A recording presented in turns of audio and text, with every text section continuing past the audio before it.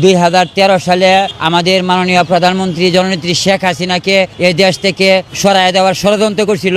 সেই শাপলা চত্বরে আজকে আমি দাঁড়ায়া আমি আপনাদেরকে স্মরণ করিয়ে দিলাম 2013 সালের যে ঘটনা ছিল সম্পূর্ণ মিথ্যা, সম্পূর্ণ মনে করেন বাটপারি যা করছে 2024 সালে। এই যে বলে গণহত্যা আজও পর্যন্ত কি আপনারা শুনতে পারছেন যে গণহত্যা বলতে কি বোঝায়? হাজার হাজার লোকের মৃত্যু বা শত শত লোকের মৃত্যু। এই পর্যন্ত আমাদের জননেত্রী শেখ হাসিনা এটা নিয়ে এই কাজটা এই জিনিসগুলা মাথায় নেয় নাই যে গণহত্যা বলতে কিছুই নাই। যদি আজকে নিত তাহলে কিন্তু 24 সালে আসা এই ঘটনাটা ঘটে নাই। আরেকটি ঘটনা আপনাদেরকে জানিয়ে দিব, যেমনি মনে করেন 71-এর পর জাতির জনক বঙ্গবন্ধু শেখ মুজিবুর রহমান এই দেশ বিরোধী ষড়যন্ত্রকারীদেরকে সাধারণভাবে ক্ষমা করে দিয়েছিল।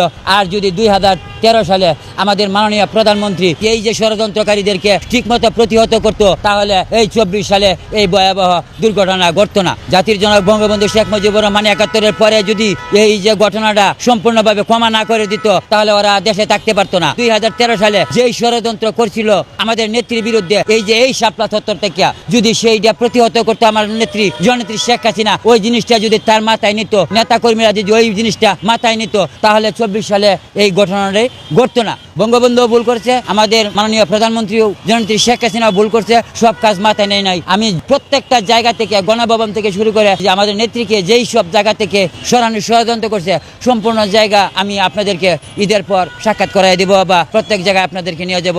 সবাই দেশ বিদেশ থেকে সবাই ভালো থাকবেন, সুস্থ থাকবেন, কোনো সময় কেউ দুর্বল হবেন না, মনে সাহস রাখবেন, ভালো মনোবল নিয়ে চলবেন, মনে শক্তি নিয়ে চলবেন, আবেগ বিবেক দুটোটা একসাথে করে আপনারা চলবেন। সবাই দৃষ্টি ভালো রাখবেন। সামনে ঈদে হয়তো আপনাদের কোনো প্রশাসন বিরোধী ষড়যন্ত্র আসতে সচেতন থাকতে হবে, সবাই জাগ্রত থাকতে হবে। কাউকে কোনো সময় বিশ্বাস করা যাবে না।